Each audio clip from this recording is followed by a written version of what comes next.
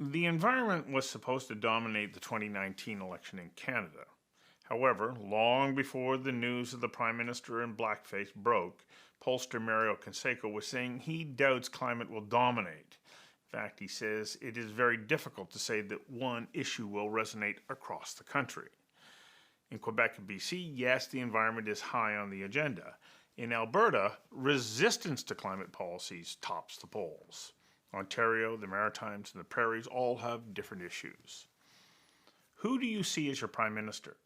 This may be the polarizing question that will make people rally behind one leader or the other. The current Prime Minister has been battered and bruised by environmental decisions that are at odds with one another. On one hand, he wants to build a pipeline. On the other, he wants to stop the use of fossil fuels. He's twice been found to have acted outside of the ethics of the office he holds, and still he probably stands the best chance of calling Sussex Drive home for the next 4 years. The challenge for voters is they don't hate him the way they despise Stephen Harper, and they don't seem to love anyone else.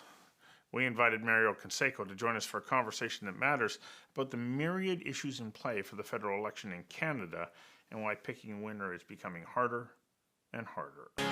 Conversations That Matter is a partner program of the Center for Dialogue at Simon Fraser University. The production of this program is made possible thanks to the following and viewers like you. Please become a patron at conversationsthatmatter.tv. Mario Canseco, we're going into the election with a whole host of issues that almost seem to be all over the place. What's your polling telling you are the dominant issues to British Columbians and then maybe by extension Western Canadians as we head into this federal election? The days of the campaign where you had a couple of issues that you could use anywhere you went are over.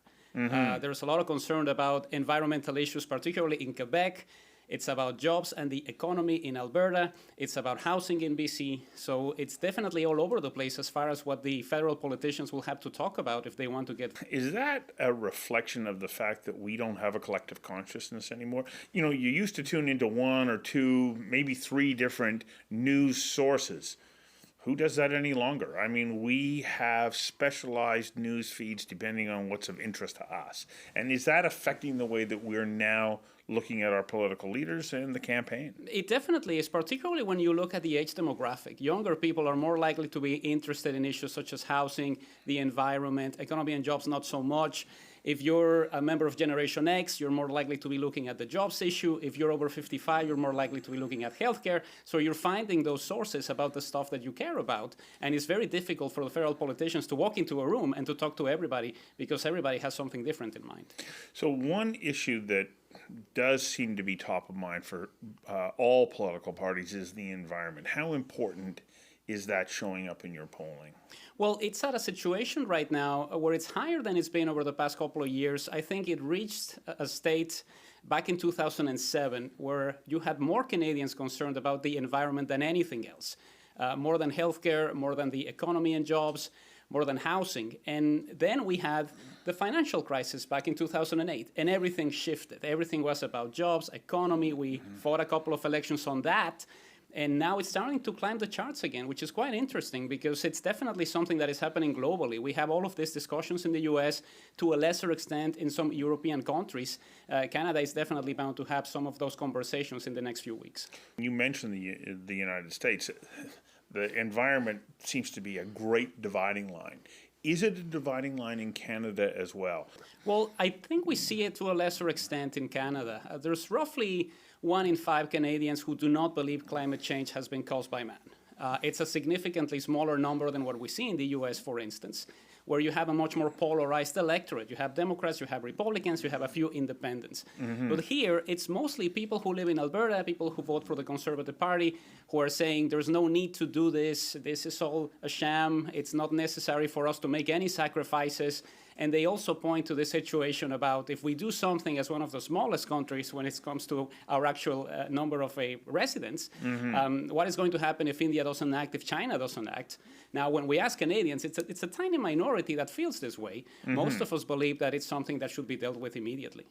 When we take a look at the role the environment is playing, which parties are going to benefit the most from this? Well, when we ask Canadians, they definitely look at the Liberal Party as the one that could be doing the most to help environmental causes. To a lesser extent, it's the Greens. And I think there's this idea that maybe this election will be close enough where the Greens could actually decide what is going to be happening. So you may have a lot of people who vote for the Green Party, maybe in the hopes of getting into 5 or 7 seats, play a role in the formation of the next government.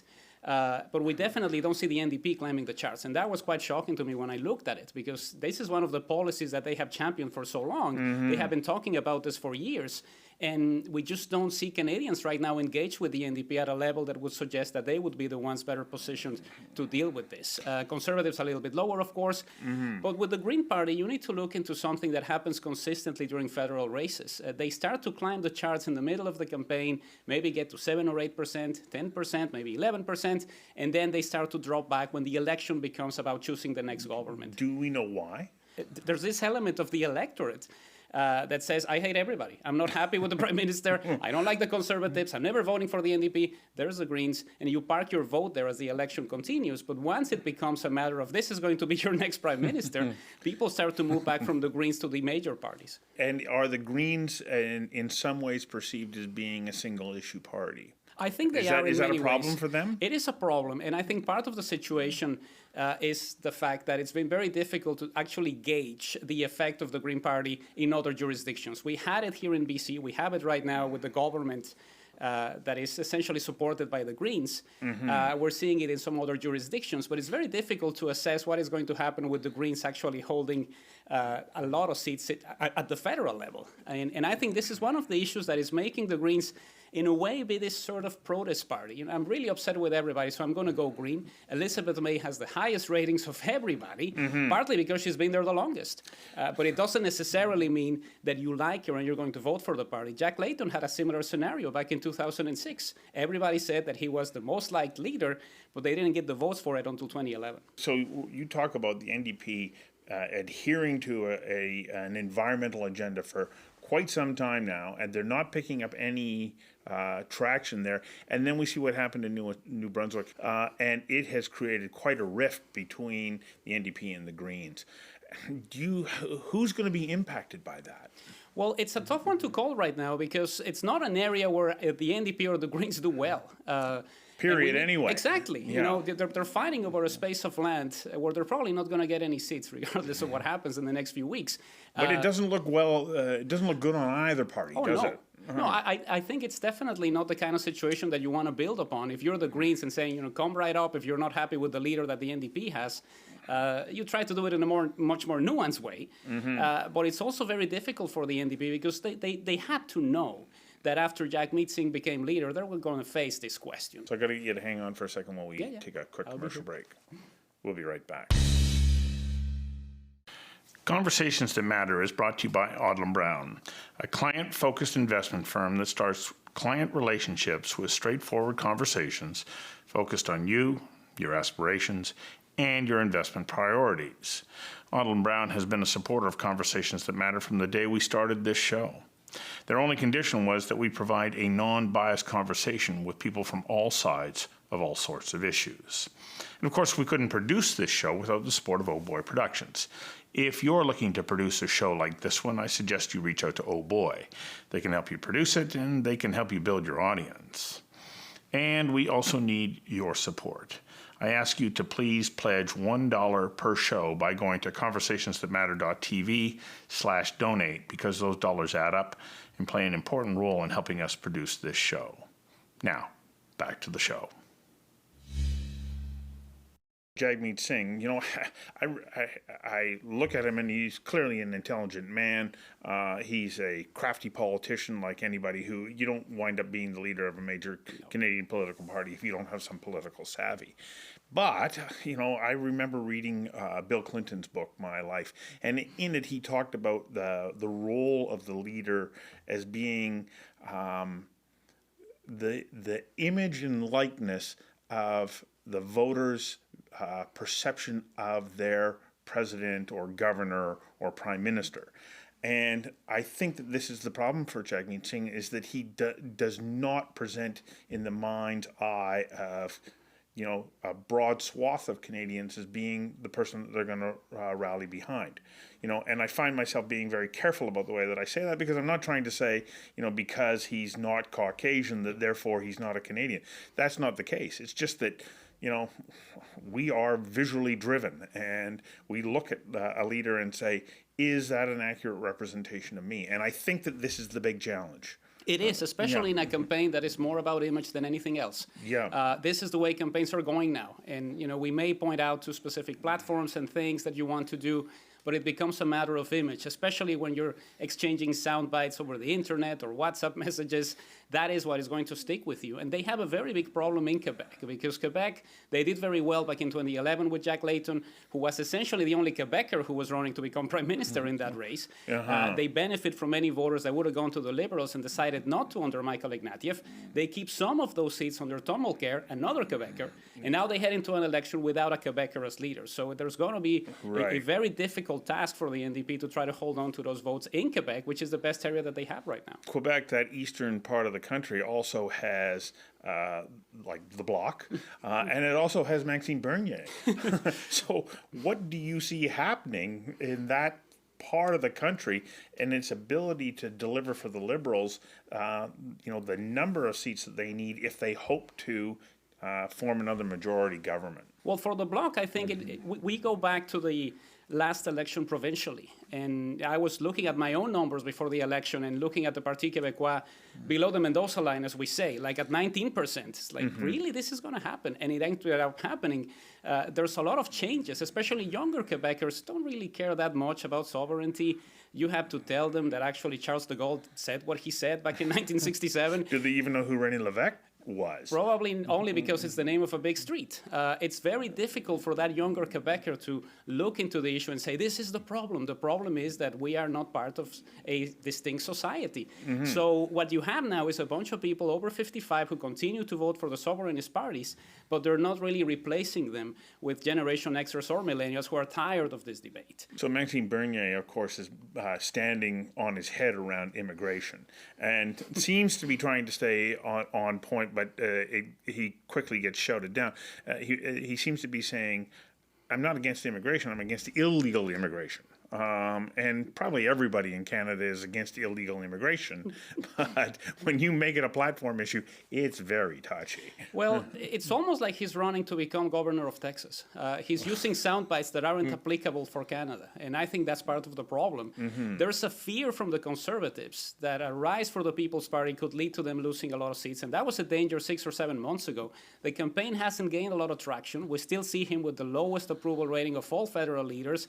He's not going to participate in many debates, so that also takes away some of that opportunity for Canadians to get to know him. And it's essentially a campaign that is geared towards a very libertarian group of people who this appeals to, but it's a minority. It's not a situation that is going to propel him to become the third or fourth party. When I first saw him starting to emerge on the national scene, independent now of the Conservative Party, I started to wonder whether or not we were going to start to see this move towards populism that had swept through the United States, the UK. We saw the election of Doug Ford, and of course in Alberta we saw the swing as well. Alberta, I'm not entirely sure, is a reflection of a populist movement, rather a return to what was the norm. But I started wondering, okay, is populism in the American form starting to find its way into Canadian politics? I'm not sure that it is showing up outside of Ontario. What are you finding? Well, I think it definitely has to do with taking over specific political organizations that exist. You look at the UCP, for instance. None of this would have happened if there's no cohesion, if there's no merger between the old Progressive Conservatives and the Wild Rose Party. Similar situation in Ontario. If Doug Ford hadn't been the leader, it would have been a very difficult situation for them to win that election. Right. And to talk about populism. So, and you look at the situation in the States with Donald Trump. He didn't say we're going to create a Trump party, even though he probably would have loved to have his name like that. Well, there's some people who suggest that he has now. The Republicans have acquiesced to Donald Trump. But it's because he definitely takes over. And we went through that process of a lot of Republicans who were scared of the situation and then ended up voting for him because they didn't want Hillary Clinton to be president. Now, is that going to be happening again in a couple of years after everything that we've been through? That's a tough one, especially when you look at the election. It's 3 states. It's about 70,000 votes in Wisconsin, Pennsylvania, and Michigan. 70,000 votes decided the presidency because of the Electoral College. And I think whoever is the Democratic nominee, they're going to be pounding the doors hard in those 3 states because they know that's the ticket to winning. True. We don't have that same situation here. No. But we definitely have fragmented regions because so if we talk about what's happening in Alberta, well, you take a look at what's happening in British Columbia, we're moving much more to a far more progressive perspective, which bodes well for the current provincial government. But how's that going to have an impact on the federal scene, especially considering the Liberals picked up, quite a number of seats here when Justin Trudeau ran in the last election? That was quite an election. I mean, you look back at the election of 2011 under Michael Ignatieff, and in British Columbia, the Liberals only get 13% of the vote. That's negligible at best. With Justin Trudeau, they get 35%. They're the number 1 party, most seats. They get seats in places they didn't expect it, like Mission, for instance. So they come back as an urban party. But it's much more difficult to campaign 4 years later with your record. And we also need to remember that there was a very concerted effort to get strategic voters out there. There were essentially people knocking on doors and saying, we know you're an NDPer at heart, and we know you want to vote for the Greens maybe, but in this election, we really need you to vote Liberal because the goal here is to get rid of Stephen Harper. You don't have that anymore. And you don't have that polarizing figure to get people to rally behind. Yes. Right. So in that sense, look at it from the standpoint of a younger voter who was probably enthralled by the promise of electoral reform, the last first-past-the-post election, not having a pipeline going through Burnaby. And then what happens? 4 years later, are you going to go back to the Liberals, or are you going to go to the NDP or the Greens, or maybe not show up? Well, okay, so what role will the SNC-Lavalin affair play? Its connection to the Huawei apprehension in Vancouver, and how all of this has affected our relations, in particular with China. I know it's a mishmash, but they're all connected. Absolutely. Yeah. Well, part of the problem is you look at the Huawei thing, there's not a lot of discussions about the government mishandling this. When we ask Canadians, they tell us point blank, this was handled properly. If there's a situation where you need to detain somebody because a country needs them, you have to follow the rule of law. That's definitely there. Okay, that's a good point. That's a good point. Except for when you don't follow the rule of law. Well, of course. But Huawei, the level of animosity towards allowing Huawei to participate in the development of the 5G network in Canada is highest in BC. Yes. And that definitely tells you something about the apprehension that many British Columbians have about the way the Chinese government has been behaving. Yes. So that's an issue that's there. Now, so we've done an interesting interview that's coming up in a couple of weeks after you with Jonathan Manthorpe and his incredible book, Claws of the Panda, that discusses in great detail exactly what you're talking about. Yeah. Well, it's a very difficult scenario because what we see here is when it comes to the foreign policy, and there's not a lot of people who vote based on foreign policy, but there's an advantage to the incumbent always. And, you ask people, who do you want dealing with Donald Trump? 2-1 margin, they say Justin Trudeau. He's done that before. Now, has he handled everything perfectly? It's very tough to tell, particularly when it comes to this issue. And when you look at the SNC-Lavalin issue, it's not easy for him to go out there and say, we did what we had to do. In a province like this one, Jody Wilson-Raybould is very well known. I think it's going to be a very tight race competitively in the next few weeks. And she's somebody who's admired because of everything that the Liberals said it meant. I think that's part of the problem here. Here we have Aboriginal woman, first Justice Minister. You build this up in a way that when it breaks, it's clearly impossible to put it together. Yeah, and she pretends to adhere to the law and did. And did.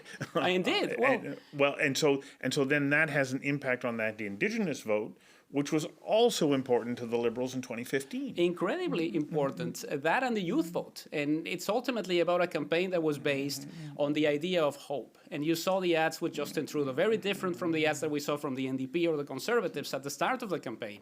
Is it going to be the same way this time around? Or are they going to have to come out and attack Andrew Scheer, deal with Jagmeet Singh in a way that doesn't siphon some of those progressive voters?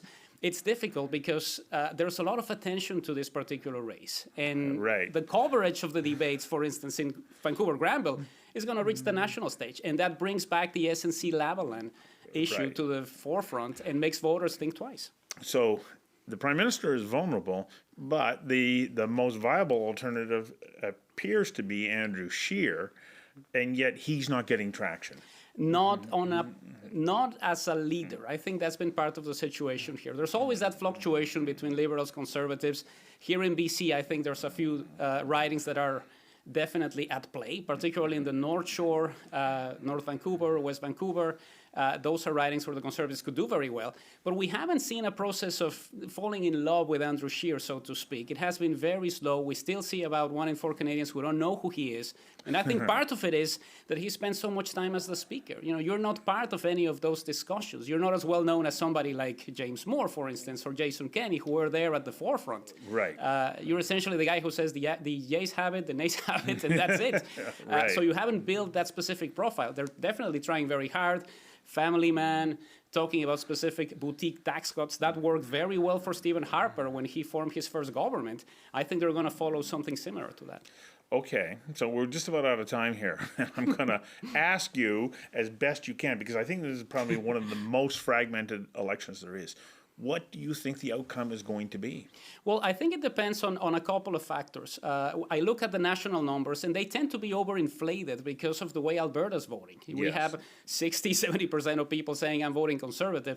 That inflates the numbers, but it's not going to mean that the election will be as close as it is when it comes to seats.